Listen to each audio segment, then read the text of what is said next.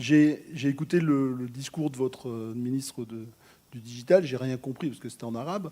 Mais j'ai compris, elle a dit 20 fois le mot talent, 20 fois le mot stratégique. Voilà, on est dans une guerre des talents. Aujourd'hui, tout le monde le dit, tout le monde le crée. Nous, on propose de faire la paix, d'organiser cette gestion des talents. Voilà, ça, c'est vraiment notre logique. Moi, je suis dans l'éducation depuis 25 ans, l'éducation d'informaticiens depuis 25 ans. En France, il y a une association de la classe inversée et on a développé la plateforme logicielle qui permet de supporter cette chose-là. La classe inversée, c'est très simple. Hein, on fait ce qu'on faisait d'habitude en classe avec le prof qui écrit au tableau, on fait ça à la maison. Et puis les élèves, quand ils viennent à la classe, ils discutent entre eux ce qu'ils faisaient d'habitude à la maison. Donc on a inversé le process. Les résultats statistiques sont excellents. Il y a énormément de documentation. C'est pas nouveau, hein. C'est quelque chose qui a quand même, ça fait une bonne quarantaine d'années que des gens travaillent le font déjà. Donc ça s'est beaucoup amélioré avec le numérique parce que c'était quand même beaucoup plus compliqué de faire des polycopiés, de leur filer. La logistique était très lourde. Aujourd'hui, c'est très léger. On se demande pourquoi c'est pas adopté partout. En réalité, ce qui pose problème aujourd'hui, c'est essentiellement je dirais une forme de conformisme du système éducatif. Il y a des gens qui ont fait du travail sur les profs qui font la classe inversée. Il y a moins de stress, moins de dépression. Enfin, c'est assez performant pour le prof aussi. Mais c'est comme tous les changements, il y a la phase où il faut faire le pas qui est difficile. En réalité, le problème éducatif, c'est très peu un problème d'outils. Mais en réalité, ce qui est important, c'est avant tout de se poser la question à quoi ça sert. C'est-à-dire qu'est-ce qu'on veut faire, quoi. Et beaucoup de gens aujourd'hui se posent la question, je pense, d'une façon un peu à l'envers. C'est-à-dire qu'ils se disent la technologie nous permet de faire des choses. Mais ce n'est pas comme ça qu'il faut le voir. C'est la technologie, qu'est-ce que ça nous impose ? À partir de la révolution industrielle, où on a massifié le système éducatif pour répondre à des besoins de notre industrie. Et on n'a pas du tout intégré les changements qui sont actuels. On est en train de passer d'une économie, ou en tout cas d'une valeur ajoutée de la connaissance, c'est-à-dire où le fait de savoir quelque chose était un avantage sur le fait que quelqu'un ne le savait pas. C'est-à-dire qu'on stockait dans notre cerveau de la connaissance que les autres n'avaient pas accès. C'était assez compliqué. Il fallait aller dans une bibliothèque, trouver le bon bouquin. Enfin, c'était long. À un système où toute la connaissance est accessible librement, immédiatement. Okay ? Et même si on n'est pas encore totalement rendu là, parce qu'il y a quand même des interfaces, on y vient. Ça veut dire que moi, de mon point de vue, dans peut-être 10 ans, peut-être 15 ans, on sera capable de simplement penser à quelque chose et avoir immédiatement dans sa tête la réponse. On sait déjà le faire. Hein, il y a des expériences de souris qui montrent où on est capable de transférer de la connaissance d'une souris à l'autre, de la stocker, etc. Donc ça veut dire qu'à moyen terme, finalement, tout le monde saura la même chose. Il y a des travers très, très inquiétants à la chose. Hein. Je ne dis pas que c'est formidable, mais en tout cas, on y va. Et il faut bien comprendre que ce qu'on va savoir est de nature totalement différente de ce qu'on sait aujourd'hui. C'est-à-dire que, par exemple, quand vous aurez une recette de cuisine, vous n'aurez pas la recette écrite, vous aurez l'expérience du cuisinier. C'est-à-dire que vous allez avoir son vécu, au sens physique. Aujourd'hui, on entraîne une souris à sortir d'un labyrinthe.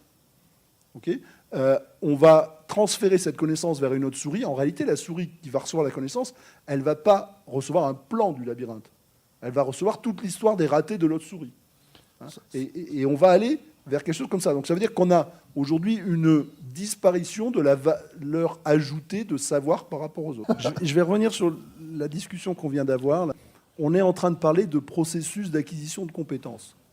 À mon sens, ça n'a plus aucun sens. Ce n'est pas des compétences qu'on cherche. Parce que, encore une fois, si vous voulez, on revient sur un système centralisé où on imagine qu'on est capable de définir la liste des compétences dont l'entreprise aurait besoin et qu'après, on va fermer un processus qui va permettre de transmettre ça à un certain nombre d'employés qui seraient susceptibles de les, entre guillemets, incarner.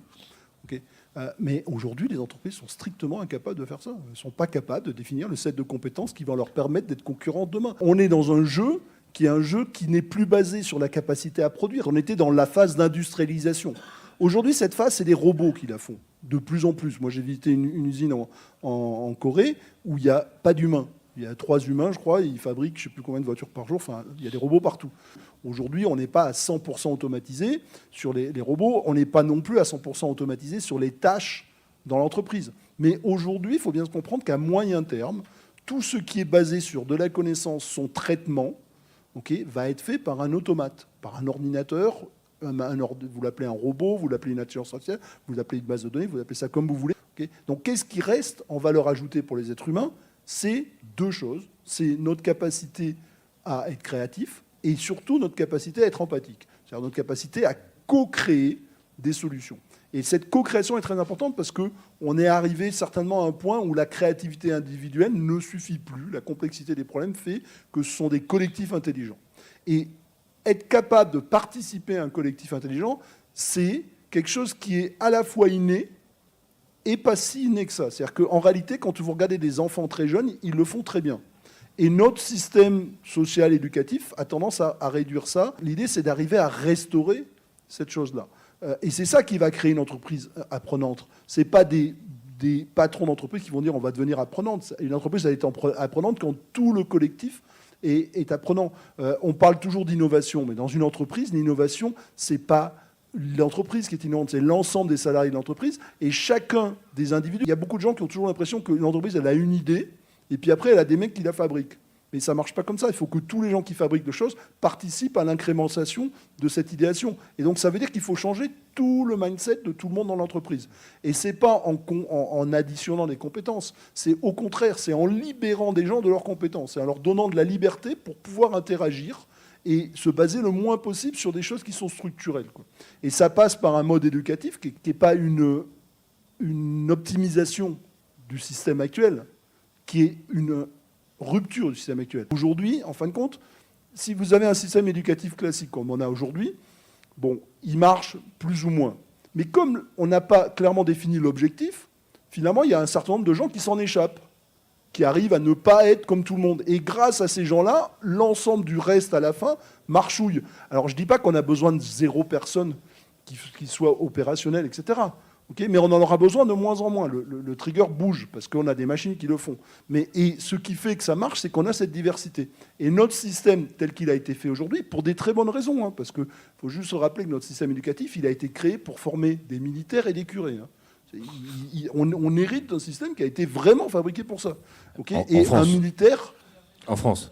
Peut-être pas au Maroc. Mais... Et qu'on avait une église, enfin, un système qui maintenait l'ordre social là-dedans, et on a formé des armées de militaires et des armées de curés. Il fallait que ça marche. Et on n'attend pas d'un militaire d'être trop créatif, quoi. Je veux dire, il a une arme à la main, donc on a envie qu'il suit tout le monde, quoi. Donc on a besoin d'ordre. Et les curés, c'était pareil, on n'avait pas envie qu'ils réfléchissent trop. Donc on a organisé tout ça. Et ça a marché. Je ne suis pas en train de dire que c'est mauvais, hein. Ça a super bien marché. C'est juste qu'on est arrivé à un stade où on s'est libéré. Pendant très longtemps, on a besoin d'avoir des gens forts pour aller travailler dans les champs. Moi, j'ai participé à une commission en France autour des mathématiques. En gros, les profs de prépa en France vous disent « Ouais, les étudiants sont devenus idiots, ils comprennent plus rien à rien, ils n'arrivent plus à lire, ils n'arrivent plus à se concentrer, tout ça, très bien. » Okay. Sauf que moi, à l'autre bout, je fais partie d'associations où on fait des robots.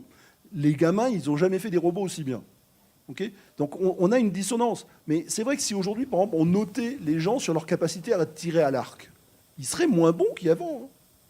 Avant, on était super bon à tirer à l'arc. Là, le truc, c'est qu'il y a un moment donné, quand vous gardez les mêmes critères et que les choses changent, ça ne marche plus, quoi. C'est-à-dire que quand on regarde aujourd'hui comment fait des mathématiques un jeune, effectivement, il ne fait pas des mathématiques comme quand moi j'étais jeune. Okay, mais n'empêche, quand il résout les problèmes, il les résout. Hein. Parce qu'aujourd'hui, il y a des logiciels qui font des mathématiques, il y a Mathematica, il y a plein de raisons qui n'ont aucune raison de faire des mathématiques comme on le faisait avant. Alors, c'est sûr que le prof de prépa qui est à H4, il a l'impression que c'est une catastrophe parce que ces gamins, ils font plus 30 intégrales par minute, quoi. Mais dans la réalité concrète, quand vous mettez des gamins, moi j'anime des tonnes de groupes de gens sur des concours informatiques, des concours de robotique, ils sont super créatifs, plus que jamais. Aujourd'hui, on n'a jamais autant créé qu'avant. Et nos gamins sont hyper efficaces. Quand vous mettez des gamins à jouer sur World of Warcraft, où ils font un truc à 300 en se coordonnant en autonomie, c'est-à-dire ils gèrent une complexité de choix politiques délirante. Okay, ils font des choses qu'aucun de nous ne savait faire à notre époque. On avait besoin d'un mec qui nous disait où tu t'assois, etc. Donc il faut toujours relativiser. Quand on regarde avec un outil, qu'est-ce qu'on regarde ? On est un peu figé dans un truc où on regarde avec les yeux du passé tout le temps les choses. Moi j'ai participé à plusieurs entreprises, entre guillemets, dites libres. Qu'est-ce qui change entre une entreprise libre ? C'est la confiance. C'est-à-dire que les datas sont toutes accessibles. Il n'y a pas un truc qui est fait dans un COMEX, dans un coin, et les salariés ne savent pas ce qui se raconte. On est transparent et on parle de tout. C'est la même chose, je pense, au niveau de notre système éducatif. C'est-à-dire que beaucoup de choses, beaucoup de règles sont mises en place et de décisions sont mises en place parce qu'on manque de confiance à la fois dans les étudiants, à la fois dans les profs, à la fois dans... C'est-à-dire que chaque étage se méfie du suivant. Quand on arrive à restaurer cette confiance et qu'on a une certaine forme de confiance en soi aussi, c'est-à-dire qu'en soi, j'entends en tant qu'entité, en tant qu'institution ou en tant que truc, et qu'on arrive à porter, on change profondément les choses. Mine de rien, les êtres humains, ça aime plutôt apprendre. Il y a une partie physiologique de plaisir à l'apprentissage. On est des gens ultra sociaux et ultra collaboratifs. La première chose, c'est de restaurer la confiance qu'on a dans les populations et de leur redonner une partie de leur liberté, parce que c'est cette liberté qui crée de la valeur ajoutée. C'est quand on a un groupe de gens libres qui a des problèmes, qui trouvent des solutions, qui s'organisent, qui en général fabriquent de l'innovation. C'est rarement, quand on dit à des gens, quand on a une direction qui dit « bon allez, vous allez être innovant », ça ne marche pas, ça n'a jamais marché. De mon point de vue, ce qui est en train de se passer, c'est qu'on est dans une phase transitoire.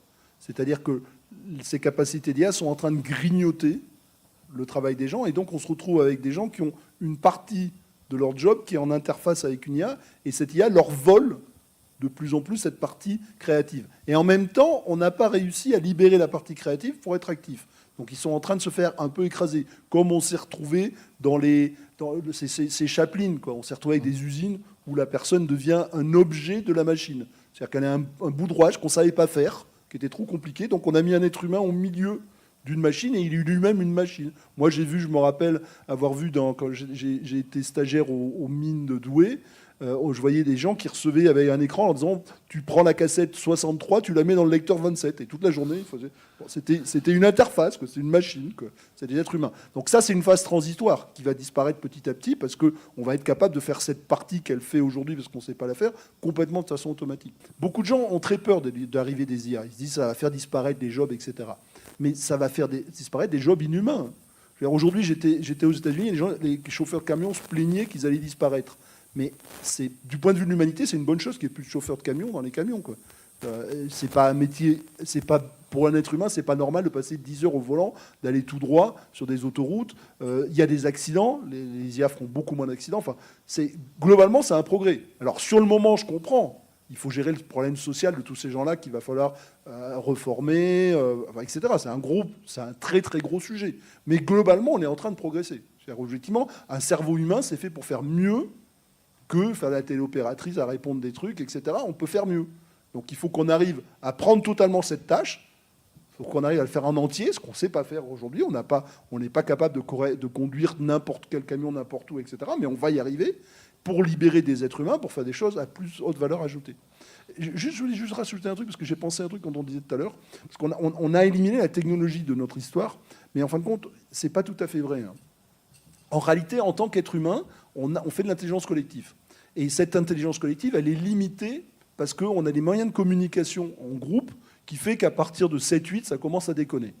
Et là, la technologie nous apporte des solutions. C'est-à-dire que la technologie nous permet de nous connecter et d'échanger. Et c'est, quand on regarde le progrès globalement scientifique, pour la majorité des progrès des êtres humains, il est lié à notre capacité d'interconnexion, à la fois globale, avec du différé, et à la fois immédiate. Et notamment l'intelligence collective est très fortement liée à la capacité de connecter immédiatement. Donc il y a une vraie capacité à acquérir des outils technologiques pour pouvoir augmenter son interface avec les autres.